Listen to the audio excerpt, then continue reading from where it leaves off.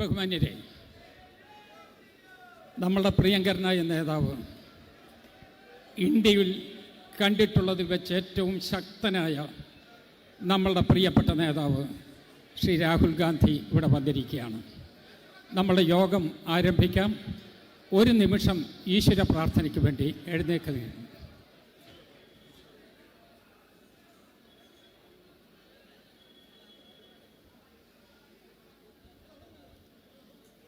സ്വാഗതം ആശംസിക്കുന്നതിന് വേണ്ടി ജില്ലാ കോൺഗ്രസ് കമ്മിറ്റിയുടെ അധ്യക്ഷൻ ശ്രീ നാട്ടകം സുരേഷിനെ ക്ഷണിക്കുന്നു.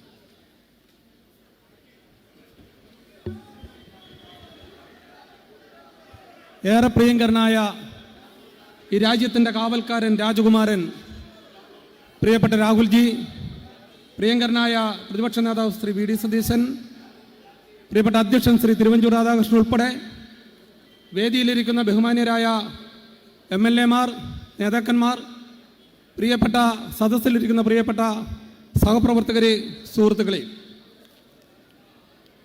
ഐക്യജനാധിപത്യ മുന്നണി സ്ഥാനാർത്ഥിയായി മത്സരിക്കുന്ന പ്രിയങ്കരനായ ഫ്രാൻസിസ് ജോർജിനെ വിജയിപ്പിക്കണമെന്ന് അഭ്യർത്ഥിക്കുന്നതിന് വേണ്ടിയിട്ടാണ് ശ്രീ കൊടിക്കുന്നിൽ സുരേഷിനെയും ശ്രീ ആൻഡോ ആൻ്റണിയെയും വിജയിപ്പിക്കണമെന്ന് അഭ്യർത്ഥിക്കുന്നതിന് വേണ്ടിയിട്ടാണ് പ്രിയങ്കരനായ നമ്മുടെ നേതാവ് ശ്രീ രാഹുൽജി ഇവിടെ എത്തിച്ചേർന്നിട്ടുള്ളത്. പ്രിയപ്പെട്ടവരെ, സമയം കുറവ് മൂലം ദീർഘമായ ഒരു കാര്യത്തിലേക്കും കടക്കുന്നില്ല. ഈ രാജ്യത്തെ മതാധിഷ്ഠിത രാജ്യമാക്കി മാറ്റുന്നതിന് വേണ്ടി ശ്രമം നടത്തുന്ന മോദി ഭരണകൂടത്തിനെതിരായിട്ട് ഈ രാജ്യത്തെ മതേതര രാജ്യമാക്കി നിലനിർത്തുന്നതിന് വേണ്ടിയിട്ടുള്ള പോരാട്ടത്തിൽ ഏർപ്പെട്ടിരിക്കുന്ന പ്രിയപ്പെട്ട രാഹുൽജിയെ നിങ്ങൾക്ക് ഓരോരുത്തർക്കും വേണ്ടി ഹൃദയപൂർവ്വം ഞാൻ സ്വാഗതം ചെയ്യുകയാണ്. Respected Rahulji, we are proud of you Rahulji. You are the Mishra of our democracy, our secularism and our unity. We the people of Kottayam is sure that you will win surely in this match and save our country from the clutches of Narendra Modi and his fascist movements. On behalf of people of Kottayam and UDF District Congress Committee, I extend a very warm welcome to you. The land of letters, lakes and latex. പ്രിയപ്പെട്ട രാഹുൽജി, ഒരിക്കൽ കൂടി ഇവിടെ കൂടിയിരിക്കുന്ന ഈ മഹാജനസമൂഹത്തിൻ്റെ പേരിൽ ഞാൻ അങ്ങയെ ഹൃദയപൂർവ്വം കോട്ടയത്തിൻ്റെ ഭൂമിയിലേക്ക്, ഗാന്ധിജിയുടെ പാദസ്പർശമേറ്റ മണ്ണിലേക്ക് സ്വാഗതം ചെയ്യുകയാണ്. പ്രിയപ്പെട്ട നമ്മുടെ അധ്യക്ഷൻ പ്രിയങ്കരനായ തിരുവഞ്ചൂർ സാറിനെ നിങ്ങൾക്കേവർക്കും വേണ്ടി ഞാൻ സ്വാഗതം ചെയ്യുന്നു. പ്രിയപ്പെട്ട നമ്മുടെ നേതാവ് ശ്രീ വി ഡി സതീശൻ അവർകളെ നിങ്ങൾക്ക് ഓരോരുത്തർക്കും വേണ്ടി ഞാൻ സ്വാഗതം ചെയ്യുന്നു. പ്രിയപ്പെട്ട നമ്മുടെ MLA മാർ, പ്രിയങ്കരനായ ശ്രീ ചാണ്ടി ഉമ്മൻ MLA, പ്രിയങ്കരനായ മാണി സി കാപ്പൻ, ഈ തെരഞ്ഞെടുപ്പിന് ചുക്കാൻ പിടിക്കുന്ന പ്രിയപ്പെട്ട ശ്രീ മോൻസ് ജോസഫ് MLA, പ്രിയപ്പെട്ട ശ്രീ PJ ജോസഫ് അവറുകൾ,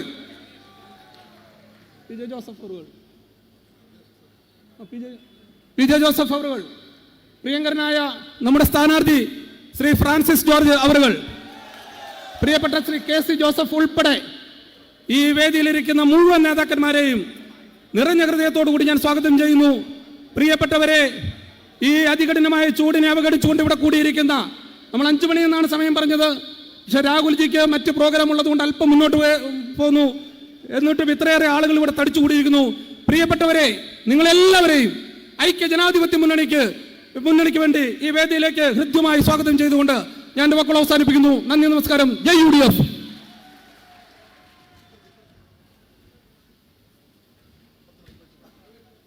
നമ്മളുടെ പ്രിയങ്കരനായ നേതാവ് ശ്രീ രാഹുൽ ഗാന്ധി, നമ്മളുടെ പ്രിയപ്പെട്ട പ്രതിപക്ഷ നേതാവ് ശ്രീ വി ഡി സതീശൻ,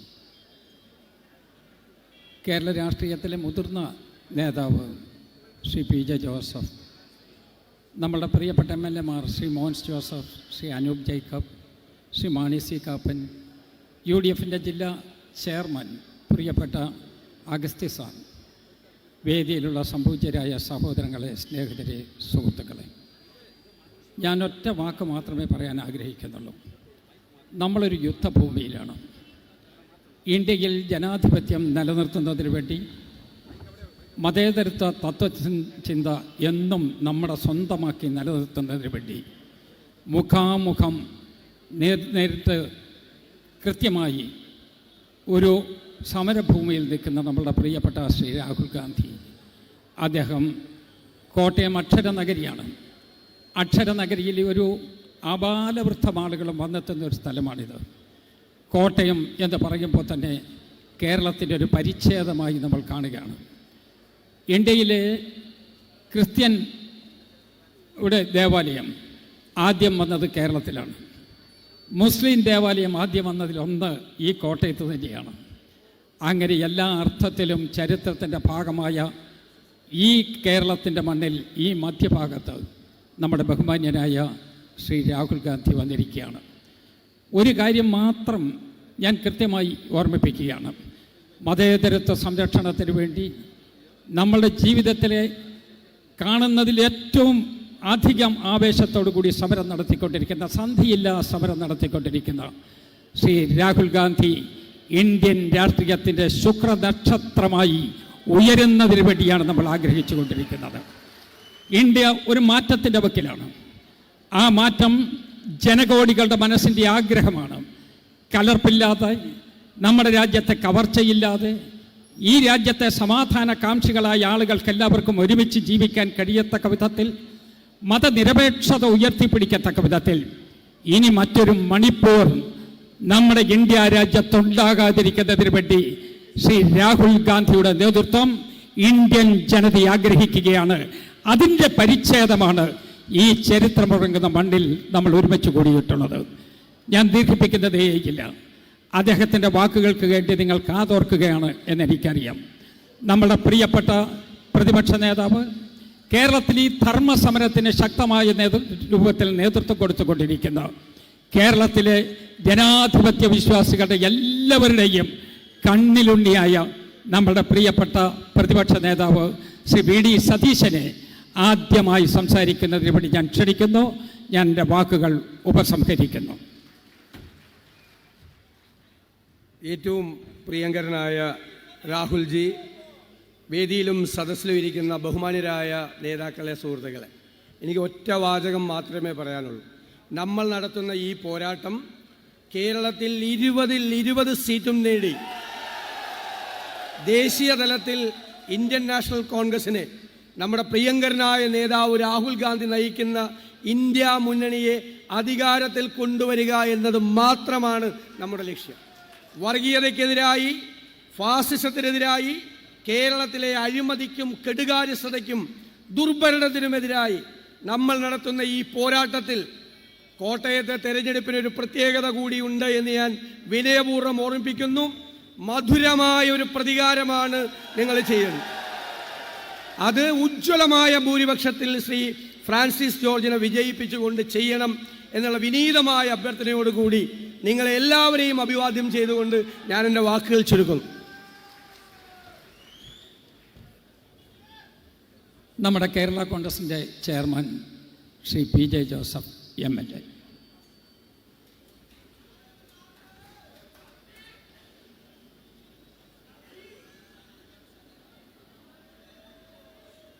ആദരണീയനായ രാഹുൽജി, പ്രതിപക്ഷ നേതാവ് ശ്രീ VD സതീശൻ, നമ്മുടെ പ്രിയങ്കരനായ സ്ഥാനാർത്ഥി ശ്രീ ഫ്രാൻസിസ് ജോർജ്, ശ്രീ തിരുവഞ്ചൂർ, മറ്റ് നേതാക്കളെ, സഹോദരന്മാരെ, രാഹുൽ ഗാന്ധി കൂടുതൽ സമയം സംസാരിക്കേണ്ടതുള്ളതുകൊണ്ട് ഞാൻ 2 മിനിറ്റ് കൊണ്ട് അവസാനിപ്പിക്കാം. ഇന്ത്യ ഒരു മാറ്റത്തിൻ്റെ വക്കിലാണ്.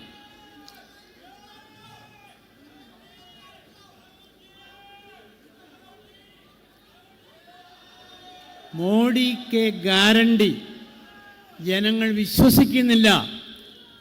കഴിഞ്ഞ കാലത്തെ ഒരു ഗ്യാരണ്ടിയും പാലിച്ചിട്ടില്ല എന്ന് നാം കാണുകയാണ്. ഈ സംസ്ഥാനത്ത് അധികാരത്തിലിരിക്കുന്ന പിണറായി സർക്കാർ ജനങ്ങളെ കൊള്ള ചെയ്തുകൊണ്ടിരിക്കുകയാണ്. അഴിമതിയും ധൂർത്തുമായി നിൽക്കുകയാണ്.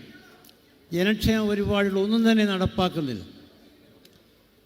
ഈ സംസ്ഥാനത്തിൻ്റെ താല്പര്യങ്ങൾ സംരക്ഷിക്കുവാൻ, കോട്ടയത്തിൻ്റെ താല്പര്യം സംരക്ഷിക്കുവാൻ ശ്രീ ഫ്രാൻസിസ് ജോർജിന് കഴിയും എന്ന് ഉറക്കെ പ്രഖ്യാപിച്ചുകൊണ്ടാണ് ഈ സമ്മേളനം. കേരളത്തിലെ 20 സീറ്റും നേടാനുള്ള ഈ ഉദ്യമത്തിൽ അഭിവാദ്യങ്ങൾ അർപ്പിക്കുന്നു. രാഹുൽജി ഈ ഇന്ത്യക്ക് നേതൃത്വം കൊടുക്കുവാൻ കഴിയുന്ന ഏറ്റവും ശക്തനായ നേതാവായി മാറിയിരിക്കുന്നു. അദ്ദേഹത്തിന് എല്ലാ ഭാവുകങ്ങളും നേരുന്നു. ശ്രീ ഫ്രാൻസിസ് ജോർജിന് വിജയങ്ങൾ ആശംസിച്ചുകൊണ്ട് നിർത്തുന്നു.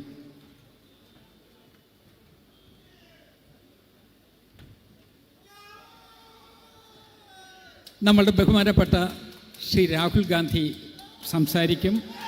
അത് പ്രിയപ്പെട്ട ശ്രീ ഫ്രാൻസിസ് ജോർജ് മലയാളത്തിലേക്ക് ട്രാൻസ്ലേറ്റ് ചെയ്യും.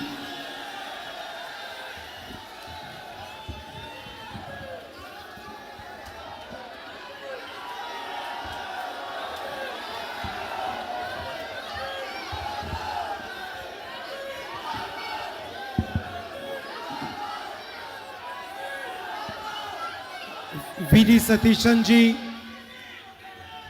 PJ Joseph ji, Radha Krishnan ji, Mon Joseph ji, Anup Jacob ji, Manisi Kappan ji, Chandy Omen ji, KC Joseph ji, Natakam Suresh ji, PC Thomas ji, our candidate from UDF, Francis K. George ji, leaders of the India Alliance, brothers and sisters, friends from the media, I'd like to welcome all of you here today.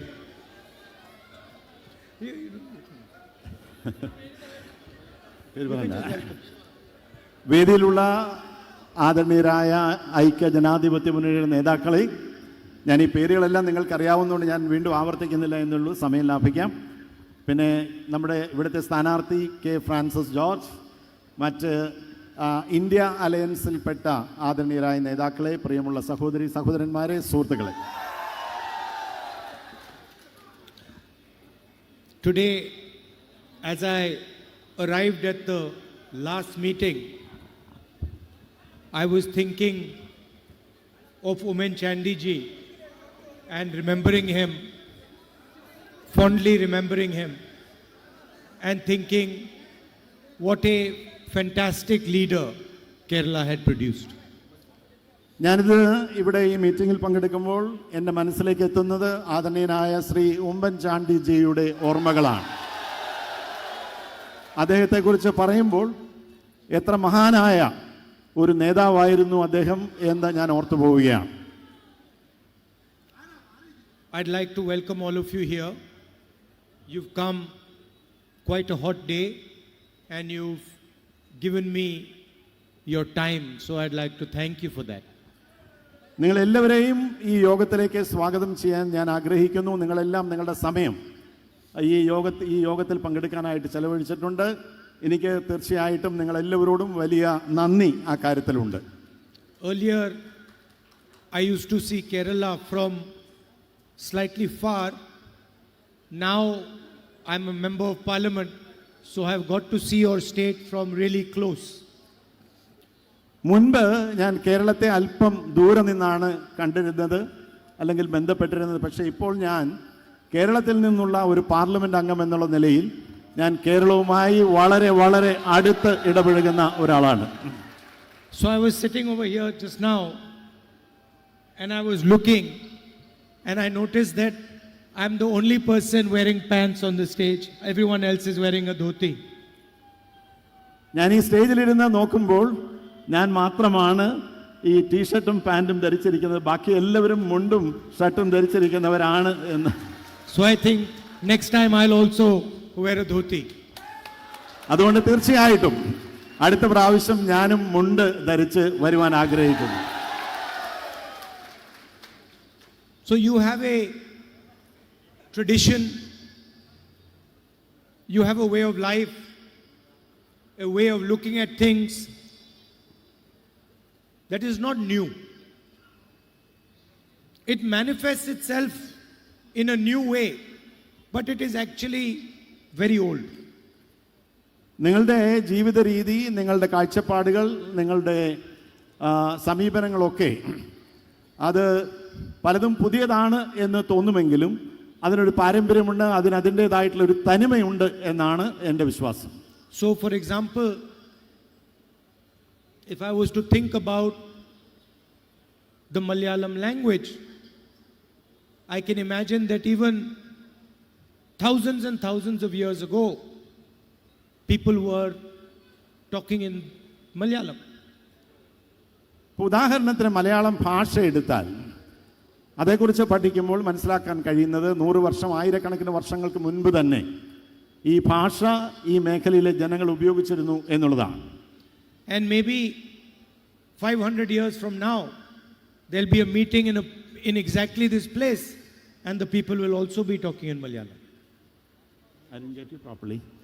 I said, ഒരു and 500 വർഷം കഴിഞ്ഞ് maybe 500 years from today, there will be a meeting here, similar meeting, we will all be gone, but the meeting will be in Malayalam.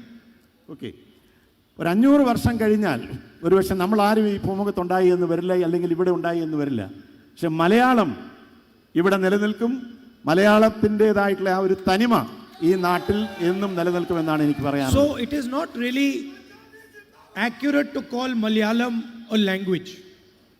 അപ്പം അതുകൊണ്ട് മലയാളം ഒരു ഭാഷ എന്നുള്ള രീതിയിൽ മാത്രമല്ല നമ്മൾ കാണേണ്ടത്. Because embedded in the language is the tradition of Kerala, the happiness of Kerala, the sadness of Kerala, the anger of Kerala. All these things are embedded inside the language.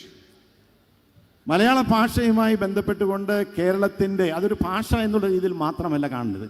Kerala സംസ്കാരം ശരിക്കും അലിഞ്ഞു ചേർന്നിട്ടുള്ള ഒരു ഭാഷയാണ് Malayalam.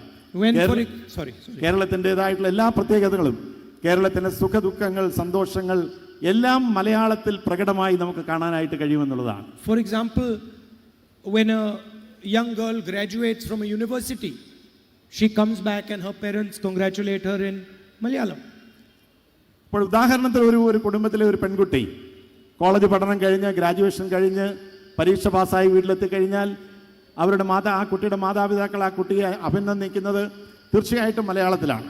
Maybe when somebody loses his brother, he tells his other brother in Malayalam. തൻ്റെ ഒരു സഹോദരനെ നഷ്ടപ്പെട്ടാൽ ആ വിവരം അതിൻ്റെ അടുത്ത സഹോദരനെ അറിയിക്കുന്നതും ഇതേ ഭാഷയിൽ തന്നെയാണ്. So Malayalam is Kerala and Kerala is Malayalam. അപ്പോൾ മലയാളം എന്ന് പറയുന്നത് കേരളമാണ്, കേരളം എന്ന് പറയുന്നത് മലയാളമാണ്. And so I get really surprised when I hear the Prime Minister giving speeches where he says one nation, one language, one leader, one religion. അപ്പോൾ അതുകൊണ്ട് ഈ വൈവിധ്യം മറന്ന് നമ്മുടെ പ്രധാനമന്ത്രി അദ്ദേഹം പ്രസംഗിക്കുമ്പോൾ എല്ലാം പറയും ഒറ്റ രാജ്യം, ഒറ്റ ഭാഷ, ഒറ്റ സംസ്കാരം എന്നെല്ലാം അദ്ദേഹം പറയുന്നത് എന്തുകൊണ്ടാണെന്ന് എനിക്ക് മനസ്സിലാകുന്നില്ല. നമ്മുടെ രാജ്യത്തിൻ്റെ വൈവിധ്യമാർന്ന ഈ രീതികൾ അദ്ദേഹം മറന്നു പോകുന്നു എന്നുള്ളതാണ് എനിക്ക് അഭിപ്രായപ്പെടാനുള്ളത്. How can you tell the Tamil people that they should not speak Tamil, or the people of Kerala that they should not speak Malayalam, or the people of Bengal that they should not speak Bengali? എങ്ങനെയാണ് നമുക്ക് പറയാൻ കഴിയുക? മലയാളികളോട് മലയാളത്തിൽ സംസാരിക്കാൻ പാടില്ല, തമിഴ്നാട്ടുകാരോട് തമിഴ് ഭാഷയിൽ സംസാരിക്കാൻ പാടില്ല, അതല്ലെങ്കിൽ ബംഗാളികളോട് ബംഗാളി ഭാഷയിൽ സംസാരിക്കാൻ പാടില്ല എന്ന് നമുക്ക് എങ്ങനെയാണ് പറയാൻ കഴിയുക? Every single Indian language is as important as every other language. നമ്മുടെ രാജ്യത്തെ എല്ലാ ഭാഷകളും മറ്റേത് ഭാഷകൾ പോലെയും ഒന്നിനൊന്ന് വ്യത്യസ്തമാണെങ്കിൽ പോലും അതുപോലെ തന്നെ എല്ലാം പ്രധാനപ്പെട്ടതാണ്. എല്ലാ ഭാഷകൾക്കും അതിൻ്റെതായ തനിമയും പ്രാധാന്യവും ഉണ്ട് എന്നാണ് എൻ്റെ അഭിപ്രായം. And so the BJP does this with language, it does this with where you're from, it does this with your caste, it does this with your religion. Wherever they get an opportunity, they divide our country. BJP എന്ന രാഷ്ട്രീയ പ്രസ്ഥാനം ഈ കിട്ടുന്ന അവസരങ്ങളിലൊക്കെ ഏതെങ്കിലുമൊക്കെ രീതിയിലുള്ള വിഭാഗീയതകൾ ഭാഷയുടെ പേരിൽ, അല്ലെങ്കിൽ സംസ്കാരത്തിൻ്റെ പേരിൽ, അതല്ലെങ്കിൽ മതത്തിൻ്റെ പേരിൽ അങ്ങനെയൊക്കെയുള്ള വ്യത്യസ്തതകൾ ഉണ്ടാക്കാനായിട്ടുള്ള പരിശ്രമങ്ങൾ നടത്തുകയാണ്. And the examples are everywhere for people to see. Anger in society, violence. You can look at Manipur, which is burning for the last almost 1 year. അതിൻ്റേതായിട്ടുള്ള പ്രതികരണങ്ങൾ ഈ രാജ്യത്ത് നമ്മൾ എവിടെ ചെന്നാലും നമുക്ക് കാണാനായിട്ട് കഴിയും. നമ്മുടെ രാജ്യത്തിൻ്റെ വിവിധ മേഖലകളിൽ പ്രശ്നങ്ങളുണ്ട്. ഇപ്പോൾ മണിപ്പൂരിൽ ഇപ്പോഴും അവിടെ പ്രശ്നങ്ങൾ അവസാനിച്ചിട്ടില്ല. Indian state is burning. People are killing each other. And the Prime Minister has not gone there. ആ സംസ്ഥാനം കത്തിയെറിയാൻ തുടങ്ങിയിട്ട് എത്രയോ നാളുകളായി. പക്ഷേ ഇന്ത്യയുടെ പ്രധാനമന്ത്രി നാളിതുവരെ അവിടെ പോവുകയോ അവിടെ സന്ദർശനം നടത്തുകയോ ചെയ്തിട്ടില്ല. Are the people of Manipur not the people of India? മണിപ്പൂരിലെ ജനങ്ങൾ ഇന്ത്യയുടെ ഭാഗമല്ലേ, ഇന്ത്യയിലെ ജനങ്ങളല്ലേ? How can the leader of India not go to a state which is on fire? How can a leader of India not go to one of our states which is on fire? എങ്ങനെയാണ് ഈ രാജ്യത്തെ ഒരു നേതാവ്, പ്രത്യേകിച്ചും പ്രധാനമന്ത്രി പോലെ ഉത്തരവാദിത്തപ്പെട്ട സ്ഥാനത്തിരിക്കുന്ന ഒരു വ്യക്തി അല്ലെങ്കിൽ ഒരു നേതാവ് ഈ രാജ്യത്തെ ഒരു സംസ്ഥാനത്ത് അതിപ്പോഴും കത്തിയെരിഞ്ഞുകൊണ്ടിരിക്കുമ്പോൾ അവിടെ എങ്ങനെയാണ് സന്ദർശനം നടത്താതിരിക്കാൻ കഴിയുക?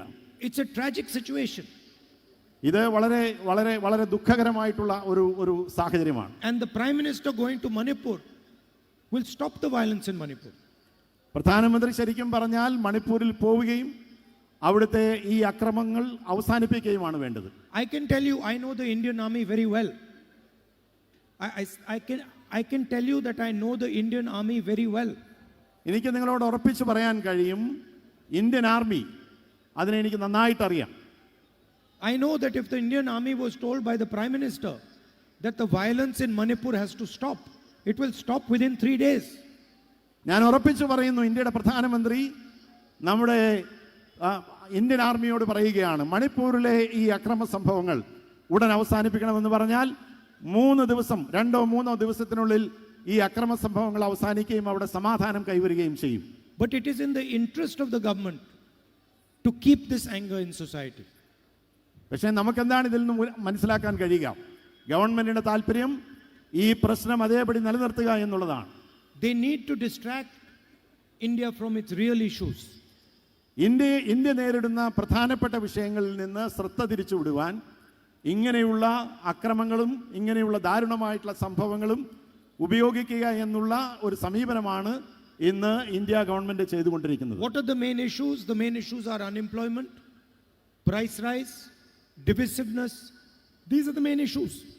പ്രിയമുള്ളവർ, എന്താണ് നമ്മുടെ രാജ്യം നേരിടുന്ന പ്രധാനപ്പെട്ട പ്രശ്നം? തൊഴിലില്ലായ്മ, വിലക്കയറ്റം, അതുപോലെ തന്നെ ഈ വിവിധ വിഭാഗങ്ങൾ തമ്മിലുള്ള ചേരിതിരിവ്. And if you look at the national media, you will never hear any of these issues. The national media will never show you that farmers are protesting, that there is massive unemployment, that there are 22 rich people who own most of this country. പക്ഷേ നിർഭാഗ്യകരമെന്ന് പറയട്ടെ, നമ്മളിപ്പോൾ നമ്മുടെ ഈ ദേശീയ മാധ്യമങ്ങൾ ശ്രദ്ധിച്ചാൽ ഈ പ്രധാനപ്പെട്ട പ്രശ്നങ്ങളൊന്നും അവർ ജനങ്ങളുടെ മുൻപാകെ വേണ്ട രീതിയിൽ അവതരിപ്പിക്കുന്നില്ല എന്ന് നമുക്ക് മനസ്സിലാക്കാൻ കഴിയും. ഈ പ്രശ്നങ്ങളെല്ലാം വളരെ ഗുരുതരമായിട്ടുള്ള പ്രശ്നങ്ങൾ, തൊഴിലില്ലായ്മയുണ്ട്, അതുപോലെ തന്നെ മറ്റ് വിവിധ പ്രശ്നങ്ങളുണ്ട്. ആ പ്രശ്നങ്ങളൊന്നും തന്നെ ജനങ്ങളിലേക്ക് എത്തിക്കാൻ നിർഭാഗ്യവശാൽ ദേശീയ മാധ്യമങ്ങൾ ശ്രദ്ധിക്കുന്നുണ്ടോ എന്ന് സംശയിക്കേണ്ടിയിരിക്കുന്നു. Today, India is one of the most unfair countries in the world. 22 people in India have as much wealth as 70 crore of our civilians. ഇന്ന് ലോകത്തിലെ ഏറ്റവും അസമത്വമുള്ള ഒരു രാജ്യമായി നമ്മുടെ രാജ്യം മാറിയിരിക്കുന്നു. 22 പേരുടെ കയ്യിലാണ് 70% സാമ്പത്തിക സൗകര്യങ്ങൾ എന്നുള്ളത് ലോകത്തിൽ തന്നെ അപൂർവമായി മാത്രം നമുക്ക് കാണാൻ കഴിയുന്ന ഒരു വസ്തുതയാണ്. And 70 crore Indians earn less than 100 rupees a day. 70 കോടിയിലേറെ ജനങ്ങൾ ഒരു ദിവസം 100 രൂപയിൽ താഴെ വരുമാനമുള്ളവരാണ് നമ്മുടെ രാജ്യത്ത്. How can we talk about being a superpower? നമുക്ക് എങ്ങനെയാണ് നമ്മൾ ലോകത്തിലെ ഒരു വൻ ശക്തിയാണ് എന്ന് ഈ സാഹചര്യത്തിൽ അവകാശപ്പെടാൻ കഴിയുക? Our farmers are screaming for help. Our youngsters are unemployed. How are we talking about being a superpower? നമ്മുടെ അടിസ്ഥാനവർഗമായിട്ടുള്ള കർഷകർ അവർ ഇന്ന് ന്യായമായിട്ടുള്ള വേതനത്തിന് വേണ്ടി അല്ലെങ്കിൽ ഒരു പ്രതിഫലം ലഭിക്കാൻ വേണ്ടി സമരം ചെയ്യേണ്ട സാഹചര്യം. നമ്മുടെ ചെറുപ്പക്കാർ ജോലിയില്ലാതെ അലയുന്നു. എങ്ങനെയാണ് നമ്മൾ വൻ ശക്തിയാണ് എന്ന് നമുക്ക് അഭിമാനത്തോടെ പറയാൻ കഴിയുക? In the last 10 years, Mr. Narendra Modi's government has put 200 million people back into poverty. കഴിഞ്ഞ ഈ ഏതാനും വർഷങ്ങളിൽ നരേന്ദ്രമോദി ഗവൺമെന്റ് 200 ദശലക്ഷം ആളുകളെ വീണ്ടും ദാരിദ്ര്യരേഖയ്ക്ക് താഴേക്ക് കൊണ്ടുവന്നിരിക്കുന്നു. So the question is, what is the next government, the Congress government, the India Alliance government going to do to address this inequality and unfairness? അപ്പോൾ ഇന്ന് നമ്മൾ നേരിടുന്ന അല്ലെങ്കിൽ നമ്മൾ ചിന്തിക്കേണ്ട പ്രധാനപ്പെട്ട പ്രശ്നം എന്താണ്? ഈ തെരഞ്ഞെടുപ്പിന് ശേഷം വരാൻ പോകുന്ന ഇന്ത്യ അലയൻസ് ഗവൺമെൻറ് ഏത് മേഖലയ്ക്കാണ് പ്രാധാന്യം കൊടുത്തുകൊണ്ടുള്ള പ്രവർത്തനങ്ങൾ നടത്തേണ്ടത്? ഇന്ത്യയെ പഴയ രീതിയിലേക്ക്, നമ്മളുടെ ഇന്ന് കാണുന്ന ഈ അസമത്വം മാറ്റി നല്ല നിലയിലേക്ക് കൊണ്ടുവരുവാൻ എന്തൊക്കെയാണ് ചെയ്യേണ്ടത്? Now, the backbone of our society are India's women. Women are the backbone of our society. നമ്മുടെ സമൂഹത്തിൻ്റെ നട്ടെല്ല് എന്ന് പറയുന്നത് ഈ രാജ്യത്തെ സ്ത്രീകളാണ്, വനിതകളാണ്. What is her name? Sona. Yeah. Sona is standing here. She is the future of India. ഇവിടെ എൻ്റെ തൊട്ടടുത്ത് You നിൽക്കുന്നത് come in front. Wait. Sona എന്ന പെൺകുട്ടിയാണ്. ഈ രാജ്യത്തിന്റെ ഭാവി എന്ന് സോനയെ വിശേഷിപ്പിക്കാൻ ഞാൻ ആഗ്രഹിക്കുന്നു. Girls like Sona are the future of our country. സോനയെ പോലുള്ള പെൺകുട്ടികളാണ് നമ്മുടെ രാജ്യത്തിന്റെ ഭാവി എന്ന് ഞാൻ എടുത്തു പറയാൻ ആഗ്രഹിക്കുകയാണ്. And Sona's mother spends 8 hours a day, 10 hours a day looking after her. സോനയുടെ അമ്മ ഒരു ദിവസം 8 മുതൽ 10 മണിക്കൂർ വരെ സോനയെ സംരക്ഷിക്കാൻ അല്ലെങ്കിൽ നോക്കി വളർത്താനായിട്ട് ചെലവഴിക്കുന്നു എന്നാണ് നമുക്ക് കാണാനായിട്ട് കഴിയുന്നത്. And she probably goes out and works for another 8 to 10 hours. ഒരുപക്ഷെ സോനയുടെ അമ്മ പുറത്തുപോയി 8-10 മണിക്കൂർ മറ്റു ജോലിയും ചെയ്യുന്നുണ്ടാകാം. Sona's father works just like his mother for 8 to 10 hours. സോനയുടെ അച്ഛനും തീർച്ചയായിട്ടും 8 മുതൽ 10 മണിക്കൂർ ജോലി ചെയ്യുന്ന ഒരാളായിരിക്കും. And both of them get compensated for the work they do outside their house. Both of them get compensated for the work they do outside their house. ഈ രണ്ടുപേരും അവരുടെ വീടിന് പുറത്ത് ചെയ്യുന്ന ഈ ജോലിക്ക് അവർക്ക് പ്രതിഫലം ലഭിക്കുന്നുണ്ട്. But her mother does not get compensated for the work that she does at home. പക്ഷേ പ്രശ്നം എന്താണ്? സോനയുടെ അമ്മ വീട്ടിൽ ചെയ്യുന്ന ജോലിക്ക് യാതൊരു പ്രതിഫലവും ലഭിക്കുന്നില്ല എന്നുള്ളതാണ്. So the hidden secret in Indian society is that our women work twice as hard as our men. അപ്പോൾ നമ്മളുടെ സമൂഹത്തിൽ ഇന്ത്യ നമ്മുടെ രാജ്യത്തെ ഒന്നായി എടുക്കുമ്പോൾ നമ്മുടെ സമൂഹത്തിലെ ഒരു പ്രധാനപ്പെട്ട പ്രശ്നം എന്താണ്? നമ്മുടെ വനിതകൾക്ക് പുരുഷന്മാർക്ക് കിട്ടുന്നത് പോലുള്ള പ്രതിഫലം അവരുടെ അധ്വാനത്തിന്റെ ഫലം അവർക്ക് ലഭിക്കുന്നില്ല എന്നുള്ളതാണ്. Because they both go and work, they do their job, and then the mother comes home and does another job looking after the children and bringing them up. ഭാര്യയും ഭർത്താവും പുറത്തു പോയി ജോലി ചെയ്യുന്നു. പക്ഷെ തിരിച്ചു വന്നു കഴിഞ്ഞാൽ ഭാര്യ വീണ്ടും ജോലി ആരംഭിക്കുന്നു. വീട്ടിലെ ജോലികൾ, ഗ്രഹജോലികൾ എല്ലാം ചെയ്യുന്നു. And maybe the men in the crowd will not like what I said. ഒരുപക്ഷേ ഇവിടെ ഇരിക്കുന്ന പുരുഷന്മാർ ഞാൻ ഈ പറയുന്നത് അത്രയ്ക്ക് ഇഷ്ടപ്പെട്ടു എന്ന് വരില്ല. But it is the truth. പക്ഷെ അത് സത്യമാണ്. അതാണ് സത്യം. നമ്മുടെ സമൂഹത്തിന്റെ സത്യം എന്ന് പറയുന്നത് അതാണ്. So our government is going to do 3 revolutionary things for the women of India. അപ്പം ഞാൻ പറയാൻ ആഗ്രഹിക്കുന്നത് ഈ തെരഞ്ഞെടുപ്പിന് ശേഷം രൂപീകരിക്കാൻ പോകുന്ന ഇന്ത്യ ഗവൺമെന്റ് 3 വിപ്ലവകരമായിട്ടുള്ള തീരുമാനങ്ങൾ എടുക്കും എന്നുള്ളതാണ്. For Sona's mother and millions of other mothers. സോനയുടെ മദറിനെ പോലുള്ള ദശലക്ഷക്കണക്കിന് അമ്മമാർക്ക് We are going to make a list of every single poor family in the country. ഞങ്ങൾ ചെയ്യാൻ പോകുന്നത് ഈ രാജ്യത്ത് സാമ്പത്തികമായി പിന്നോക്കം നിൽക്കുന്ന എല്ലാ കുടുംബങ്ങളുടെയും ഒരു പട്ടിക തീർച്ചയായിട്ടും ഞങ്ങൾ തയ്യാറാക്കും. We are going to choose one woman from each family, poor family. സാമ്പത്തികമായി പിന്നോക്കം നിൽക്കുന്ന ഓരോ കുടുംബത്തിൽ നിന്നും ഒരു വനിതയെ വീതം തിരഞ്ഞെടുക്കും. And then automatically every year we will put 1 lakh rupees into her bank account. ആ സഹോദരിയുടെ അക്കൗണ്ടിലേക്ക് എല്ലാ വർഷവും 1 ലക്ഷം രൂപ ഗവൺമെന്റ് അക്കൗണ്ടിൽ കൊടുത്തിരിക്കും. 8,500 rupees every single month. 1 lakh rupees a year will go directly into the woman's bank account. 8,500 രൂപ പ്രതിമാസം, 1 ലക്ഷം രൂപ പ്രതിവർഷം അവരുടെ ബാങ്ക് അക്കൗണ്ടിലേക്ക് കൃത്യമായി എത്തിയിരിക്കും. Of course the money will be spent for the family, but the woman will decide how the money is going to be spent. അതെ, തീർച്ചയായിട്ടും അത് ആ പണം എന്ന് പറയുന്നത് കുടുംബത്തിന് വേണ്ടി ഉപയോഗിക്കാനുള്ളതാണ്. പക്ഷെ അത് എങ്ങനെ ഉപയോഗിക്കണം, എപ്പോഴുപയോഗിക്കണം എന്നൊക്കെയുള്ള തീരുമാനമെടുക്കുന്നത് ആ കുടുംബനാഥയായിരിക്കും എന്നുള്ളതാണ് പ്രധാനപ്പെട്ട കാര്യം. Please do not think that this is a gift. ഇതൊരു സമ്മാനമായി നിങ്ങൾ ആരും കരുതേണ്ട കാര്യമില്ല. This is compensation for the women, for what the women do every single day in protecting our future, our children. ഇതൊരു സമ്മാനമോ അതല്ലെങ്കിൽ മറ്റേതെങ്കിലും തരത്തിലുള്ള ഒരു പ്രതിഫലമോ അല്ല. ഇത് നമ്മളുടെ വനിതകൾ, നമ്മളുടെ സഹോദരിമാർ ചെയ്യുന്ന വലിയ സേവനം, ഈ രാജ്യത്തിൻ്റെ ഭാവി സംരക്ഷിക്കാൻ വേണ്ടി ഈ കുഞ്ഞുങ്ങളെ വളർത്തിക്കൊണ്ടുവരികയും തങ്ങളുടെ വീട്ടിൽ ചെയ്യുന്ന എല്ലാ ജോലിക്കുമുള്ള ന്യായമായിട്ടുള്ള അവരുടെ അവകാശമായിട്ടാണ് ഞങ്ങൾ ഇതിനെ കാണുന്നത്. And India will be the first government in the world to do something like this. ഇത് ഇന്ത്യ ആയിരിക്കും ഈ ലോകത്തിൽ ആദ്യമായി ഇങ്ങനൊരു പദ്ധതി നടപ്പിലാക്കാൻ പോകുന്നത്. And I guarantee you, just like happened with Manrega, many countries will line up behind us and do exactly the same thing. പ്രിയമുള്ളവരെ, ഞാൻ ഉറപ്പായി പറയാൻ ആഗ്രഹിക്കുന്നു, ഞാനൊരു ഗ്യാരണ്ടി തരാനായിട്ട് ആഗ്രഹിക്കുന്നു. നമ്മളുടെ മഹാത്മാഗാന്ധി തൊഴിലുറപ്പ് പദ്ധതി പോലെ ലോകത്തിലെ വിവിധ രാജ്യങ്ങൾ ഞാനിപ്പോൾ പറഞ്ഞ ഈ പദ്ധതി തീർച്ചയായിട്ടും അനുകരിക്കാനായി മുന്നോട്ട് വരും എന്ന് എനിക്ക് ഉറപ്പുണ്ട്.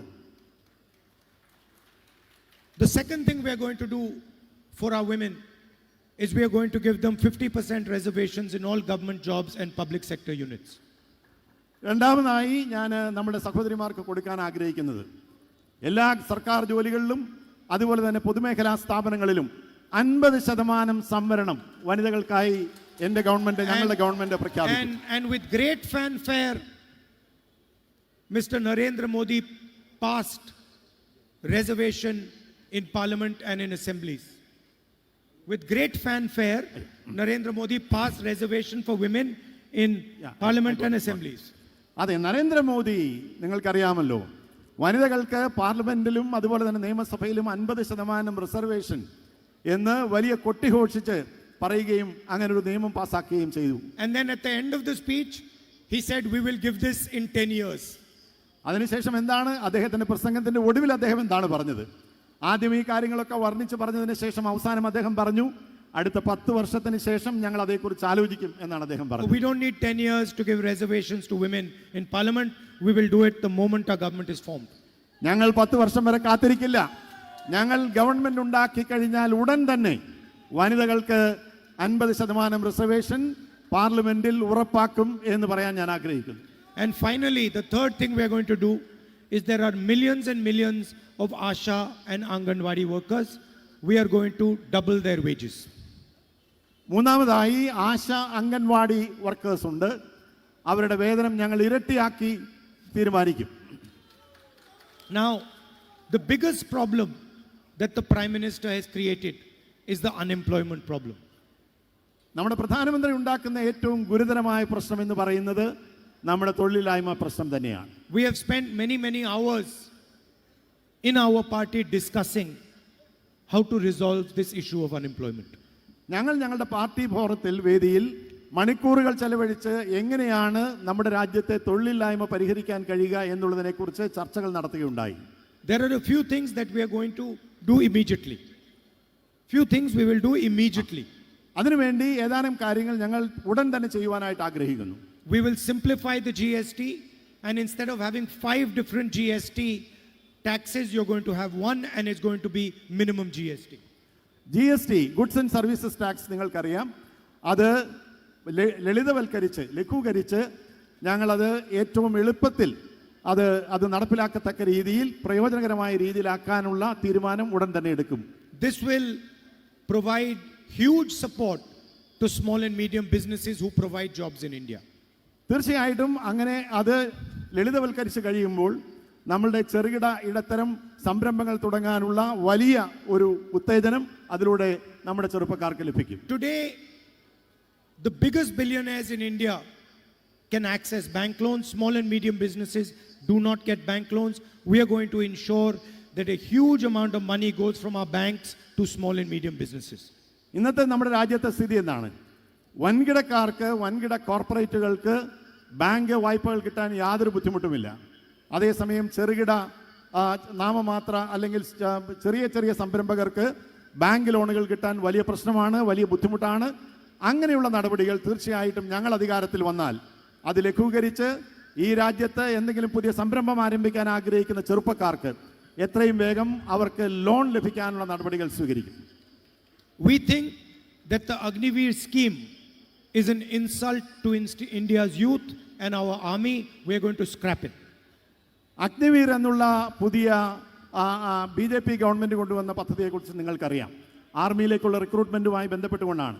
അത് നമ്മുടെ യുവജനങ്ങളെ അപമാനിക്കുന്നതിന് തുല്യമാണ്. ഞങ്ങൾ അധികാരത്തിൽ വന്നാൽ മിനിറ്റുകൾക്കുള്ളിൽ ആ അഗ്നിവീർ പദ്ധതി ഞങ്ങൾ നിർത്തലാക്കും. But by far the most important thing that we are going to do for our youngsters is what we call in Hindi pehli naukri pakki. പക്ഷേ ഇതിനേക്കാളൊക്കെ പ്രധാനപ്പെട്ട ഒരു കാര്യം ഞങ്ങൾ ചെറുപ്പക്കാർക്ക് വേണ്ടി ചെയ്യാനായിട്ട് ആഗ്രഹിക്കുന്നത് പഹ്ലി നൗക്കറി ആദ്യം Pehli naukri pakki meaning first job guaranteed. Pardon? First job guaranteed. അതെ, ഞങ്ങൾ ഈ പറഞ്ഞതിനേക്കാളൊക്കെ പ്രധാനപ്പെട്ട ചെറുപ്പക്കാർക്ക് പ്രയോജനകരമായിട്ടുള്ളത് ആദ്യം അവർക്ക് തൊഴിൽ എന്നുള്ളതിന് ഞങ്ങൾ ഊന്നൽ കൊടുക്കും. We are going to give a right to every single graduate in India, every single diploma holder in India of apprenticeship. രാജ്യത്തെ ഡിപ്ലോമ ഹോൾഡർ, ഡിപ്ലോമ പാസ്സായവർ, അതല്ലെങ്കിൽ ഗ്രാജുവേഷൻ ഡിഗ്രി എടുത്തവർ, അവർക്ക് അപ്രന്റീസ്ഷിപ്പ്, അവർക്ക് അവരുടെ നൈപുണ്യ മേഖലയിൽ ഒരു പരിശീലനം കൊടുക്കാനുള്ള നടപടി ഞങ്ങൾ സ്വീകരിക്കും. If you are a graduate or you are a diploma holder, the government of India is going to guarantee you a 1-year apprenticeship, training and a lakh of rupees in your bank account in a year, 8,500 rupees a month. നിങ്ങൾക്ക് ഒരു ബിരുദമോ അല്ലെങ്കിൽ ഒരു ഡിപ്ലോമയോ ഉണ്ടെങ്കിൽ ഞങ്ങൾ ഉറപ്പായി പറയുന്നു, നിങ്ങൾക്ക് ഒരു വർഷത്തെ പരിശീലനം നിങ്ങൾ തിരഞ്ഞെടുക്കുന്ന മേഖലയിൽ പരിശീലനത്തിന് വേണ്ടി പ്രതിമാസം 8,500 രൂപ, അതല്ലെങ്കിൽ ഒരു വർഷം 1,00,000 രൂപ നിങ്ങളുടെ ബാങ്ക് അക്കൗണ്ടിൽ നിങ്ങൾക്ക് ലഭിക്കും. Millions and millions of unemployed youngsters will get a 1-year employment, training and money in the bank. And India will get an extremely well-trained workforce.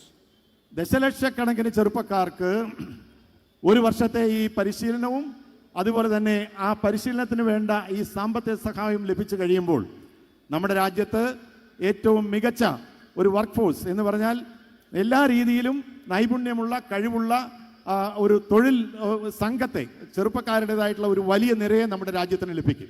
For our farmers, we are very clear. If Mr. Narendra Modi can forgive the bank loans of the largest businesses in the country, we are going to forgive the bank loans of our farmers. Narendra Modi government ഇവിടുത്തെ വൻകിട കോർപ്പറേറ്റുകൾക്കാണ് bank ലോണുകൾ കൊടുക്കാൻ താല്പര്യപ്പെടുന്നതെങ്കിൽ ഞങ്ങൾ നേരെ മറിച്ച് ഈ രാജ്യത്തെ അടിസ്ഥാനവർഗമായിട്ടുള്ള കർഷകർക്ക് അവർക്ക് ലോൺ ലഭിക്കാനുള്ള, ബാങ്ക് വായ്പകൾ ലഭിക്കാനുള്ള നടപടികൾ ഞങ്ങൾ സ്വീകരിക്കും. And we are also going to guarantee legally a minimum support price for India's farmers.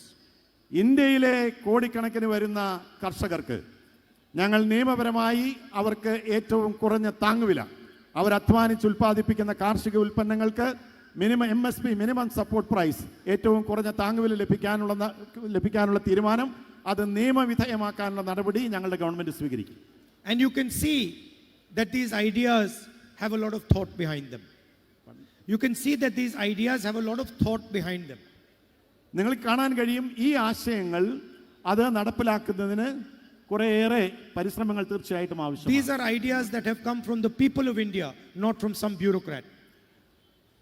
ഞാൻ എടുത്തു പറയാൻ ആഗ്രഹിക്കുന്നു, ഈ ആശയങ്ങൾ ഞങ്ങൾക്ക് ലഭിച്ചത് ഈ രാജ്യത്തെ ജനങ്ങളിൽ നിന്നാണ്. അതല്ലാതെ ഈ രാജ്യത്തെ ബ്യൂറോക്രസിയിൽ നിന്നല്ല, സർക്കാർ ഉദ്യോഗസ്ഥന്മാരിൽ നിന്നല്ല. ഈ രാജ്യത്തെ സാധാരണക്കാരായിട്ടുള്ള ജനങ്ങൾ അവരുടെ ജീവിതാനുഭവങ്ങളിൽ നിന്ന് ഞങ്ങൾക്ക് പറഞ്ഞു തന്ന ആശയങ്ങളാണ് ഞങ്ങൾ നടപ്പിലാക്കാനായിട്ട്. This is your voice. ഇത് നിങ്ങളുടെ ശബ്ദമാണ്. This is your voice. ഇത് നിങ്ങളുടെ ശബ്ദമാണ്, ഈ രാജ്യത്തെ ജനങ്ങളുടെ ശബ്ദമാണ്. Now I want to leave you with one last thought. ഇനി എനിക്ക് ഏറ്റവും ഒടുവിൽ എൻ്റെ ഒരു ചിന്ത നിങ്ങളുമായി പങ്കുവെക്കാൻ ഞാൻ ആഗ്രഹിക്കുന്നു. Everybody knows that I fight the BJP. 24/7 I fight the BJP. 24 hours a day I fight the BJP. എല്ലാവർക്കും അറിയാം, ഞാൻ 24 മണിക്കൂറും BJPയുമായി ആശയപരമായി യുദ്ധം ചെയ്യുന്ന ഒരു പൊതുപ്രവർത്തകനാണ്. I disagree with them ideologically, I disagree with what they're trying to do to our country. I disagree with their basic ideas. And I get up in the morning and I think, okay, how am I going to fight them? സൈദ്ധാന്തികമായി ഞാൻ അവരുമായി വിയോജിക്കുന്നു. അവരുടെ നടപടികൾ, നിലപാടുകൾ എല്ലാമായി ഞാൻ വിയോജിക്കുന്നു. രാവിലെ ഞാൻ എഴുന്നേൽക്കുമ്പോൾ ഞാൻ ചിന്തിക്കുന്നത് എങ്ങനെയാണ് ഈ പ്രശ്നങ്ങളിൽ, ഈ കാര്യങ്ങളിൽ, അവരുടെ നിലപാടുകളിൽ, അവരുടെ സിദ്ധാന്തവുമായി ബന്ധപ്പെട്ടുകൊണ്ട് എങ്ങനെയാണ് അവരുമായി ഫൈറ്റ് ചെയ്യേണ്ടത്, പോരടിക്കേണ്ടത് എന്നുള്ളതിനെ കുറിച്ച്. And at the same time, when I'm getting up and thinking of how to fight the BJP, hundreds of BJP leaders are getting up thinking how to fight Rahul Gandhi. ഞാൻ ഇങ്ങനെ ചിന്തിക്കുമ്പോൾ, ആശയപരമായിട്ടുള്ള ഒരു ഏറ്റുമുട്ടലിനെ കുറിച്ച് ചിന്തിക്കുമ്പോൾ, BJP-യുടെ നേതാക്കന്മാർ രാവിലെ എഴുന്നേറ്റ് കഴിഞ്ഞാൽ അവർ ചിന്തിക്കുന്നത് നമ്മുടെ രാജ്യവുമായി എങ്ങനെയാണ് ഏറ്റുമുട്ടൽ ഉണ്ടാക്കേണ്ടത് എന്നുള്ളതിനെ കുറിച്ചാണ് അവർ ചിന്തിക്കുന്നത്. Now you know that anyone who fights the BJP has to pay a price. നിങ്ങൾക്കറിയാമല്ലോ, BJP-യുമായി ഏതെങ്കിലും തരത്തിൽ സംഘർഷം എന്ന് പറഞ്ഞാൽ ആശയപരമായിട്ടുള്ള വിയോജിപ്പുകൾ പ്രകടിപ്പിക്കുന്നവർക്ക് വലിയ വില കൊടുക്കേണ്ടതായി വരും എന്ന് നിങ്ങൾക്ക് ഇതിനോടകം മനസ്സിലായിട്ടുണ്ട്. Because they are fascists, and if you attack them, they will attack you back with all the force that they have. അതിന്റെ കാരണം എന്താണ്? അവർ ഏകാധിപത്യ ശൈലിയിൽ വിശ്വസിക്കുന്നു, ഏകാധിപത്യ രീതിയിൽ പ്രവർത്തിക്കുന്നു. അപ്പോൾ അതുകൊണ്ട് എതിർപ്പുകളെ അടിച്ചമർത്തുക എന്നുള്ള സമീപനമാണ് അവർ കാലത്തും സ്വീകരിച്ചിട്ടുള്ളത്. They took away my membership to the Lok Sabha. They took away my house. I was interrogated by the Enforcement Directorate for 55 hours, 5 days in a row, 12 hours, 13 hours a day. അവരെന്താണ് എന്നോട് ചെയ്തത്?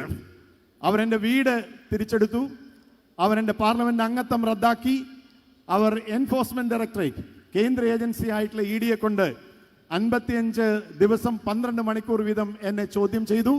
എന്നെ എല്ലാ തരത്തിലും മാനസികമായി ഒക്കെ ബുദ്ധിമുട്ടിക്കാനുള്ള നടപടികൾ അവർ സ്വീകരിച്ചു. Every single day in the media, on the internet, they attack me, distort my image, abuse me.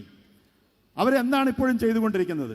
മീഡിയയിലൂടെ, നമ്മുടെ പത്രമാധ്യമങ്ങളിലൂടെ എന്നെ അപകീർത്തിപ്പെടുത്താൻ, എല്ലാ തരത്തിലും എന്നെ നശിപ്പിക്കാനുള്ള പ്രവർത്തനങ്ങളാണ് അവർ നിരന്തരമായി ചെയ്തുകൊണ്ടിരിക്കുന്നത്. So my question is, why is it that the BJP does not attack the Chief Minister of Kerala?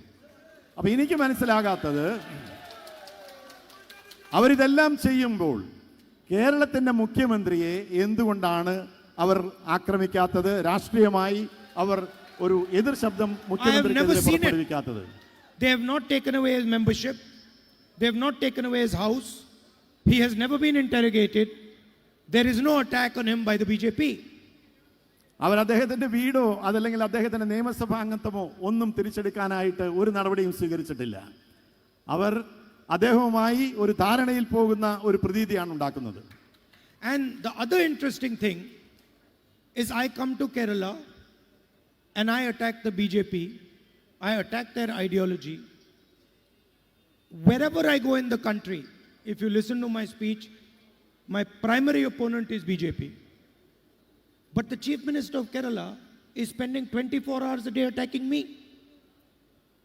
നിങ്ങൾ ശ്രദ്ധിച്ചിട്ടുണ്ടാകും, ഞാൻ എവിടെ ചെന്നാലും, കേരളത്തിൽ വന്നാലും കേരളത്തിലാണെങ്കിലും പുറത്താണെങ്കിലും, ഞാൻ എപ്പോഴും BJP-യുടെ തെറ്റായിട്ടുള്ള ചെയ്തികൾക്കെതിരെ അതിശക്തമായിട്ടുള്ള എതിർ ശബ്ദം പുറപ്പെടുവിക്കുന്ന ആളാണ്. പക്ഷെ കേരളത്തിൻ്റെ മുഖ്യമന്ത്രി എന്താണ് ചെയ്യുന്നത്? അദ്ദേഹം BJP-ക്കെതിരെ ഒന്നും പറയുന്നില്ല. അദ്ദേഹം പറയുന്നത് മുഴുവൻ എനിക്കെതിരെയും കോൺഗ്രസിനെതിരെയുമാണ്. All the time, that's what he's doing. അത് അദ്ദേഹം ഇങ്ങനെ തുടർന്നുകൊണ്ടിരിക്കുകയാണ്. So keep in mind that those people that attack the BJP get attacked in return. അപ്പം നമ്മൾക്ക് മനസ്സിലാക്കാൻ കഴിയുന്നത്, BJP-യെ എതിർക്കുന്നവർക്ക് തിരിച്ച് BJP-യിൽ നിന്ന് അതിശക്തമായിട്ടുള്ള പീഡനം, എതിർപ്പുകൾ നേരിടേണ്ടി വരുന്നു എന്നുള്ളതാണ്. And for some reason, the BJP is not attacking the Chief Minister of Kerala. പക്ഷെ എന്തുകൊണ്ടെന്നറിയില്ല, എന്തോ ഒരു കാരണത്താൽ BJP കേരളത്തിൻ്റെ മുഖ്യമന്ത്രിയെ എതിർക്കുകയോ മറ്റേതെങ്കിലും രീതിയിൽ വിമർശിക്കുകയോ ഒന്നും ചെയ്യുന്നതായി കാണുന്നില്ല. I'd like to thank all of you for coming here this evening. I've learned a huge amount from the people of Kerala. You make India very, very proud. നിങ്ങളെന്ത് ഈ സായാഹ്നത്തിൽ ഇവിടെ എത്തിച്ചേർന്നതിന് നിങ്ങളെല്ലാവരോടും നന്ദി അർപ്പിക്കുവാൻ ഞാൻ ആഗ്രഹിക്കുന്നു. ഞാൻ ഒട്ടേറെ കാര്യങ്ങൾ കേരളത്തിലെ ജനങ്ങളിൽ നിന്ന് പഠിച്ചിട്ടുണ്ട്. ഇന്ത്യയെ മുന്നോട്ട് നയിക്കുന്നതിൽ, ഇന്ത്യയെ വലിയ തോതിൽ മുന്നോട്ട് കൊണ്ടുപോകുന്ന കാര്യങ്ങളെക്കുറിച്ചൊക്കെ എനിക്ക് കേരളത്തിലെ ജനങ്ങളിൽ നിന്ന് ഒട്ടേറെ കാര്യങ്ങൾ പഠിക്കുവാനായിട്ട് കഴിഞ്ഞിട്ടുണ്ട്. Thank you. നന്ദി. എല്ലാവർക്കും നന്ദി, നമസ്കാരം.